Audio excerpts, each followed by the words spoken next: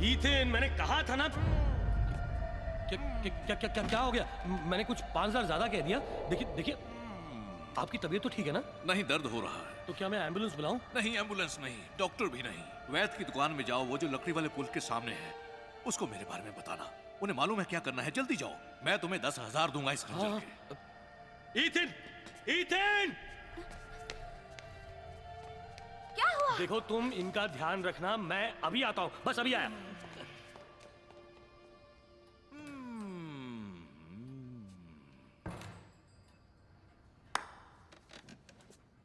आखिर तुम मिल ही गए।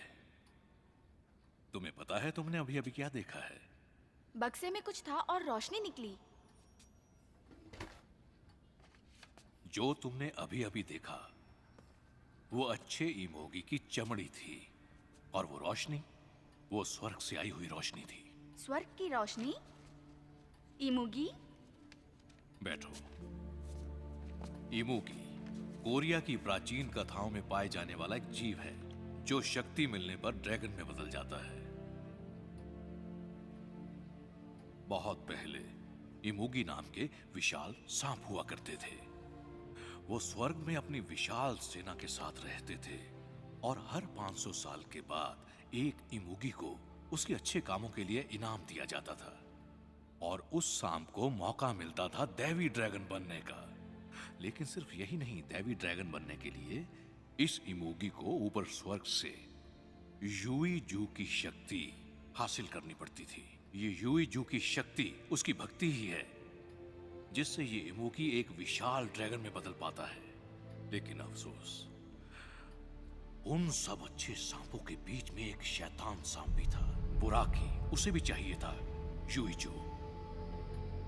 उसकी सेना इसे हासिल करने के काबिल थी, लेकिन स्वर्ग को यह मंजूर नहीं था। इसलिए युई को पृथ्वी पर छुपाने का फैसला किया गया। अरे वहां कुछ गिरा। स्वर्ग ने एक और कदम उठाया।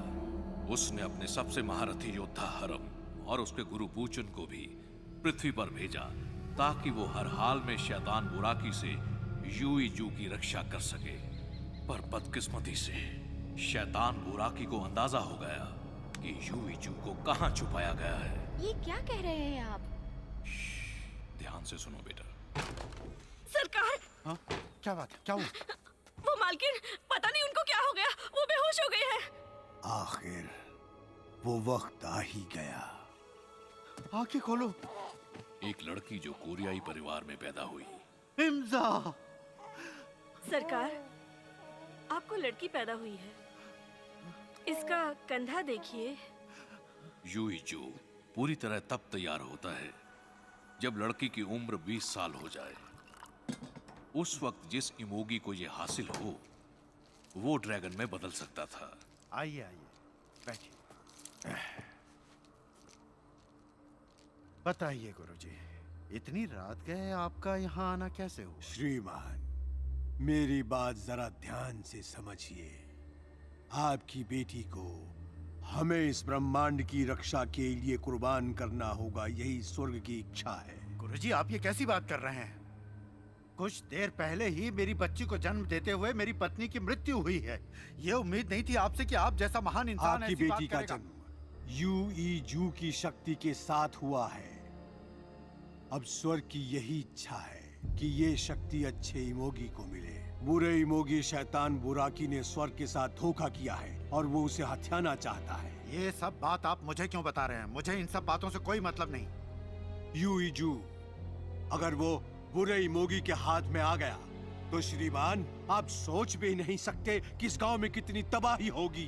पर गुरुजी, आप मेरी बच्ची के पीछे ही क्यों पड़े हुए हैं? वो इसलिए कि आपकी बच्ची के शरीर पर एक लाल ड्रैगन का निशान है।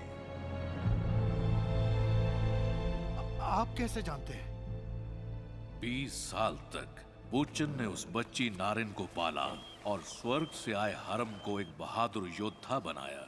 अब नारिन एक खूबसूरत युवती बन चुकी थी।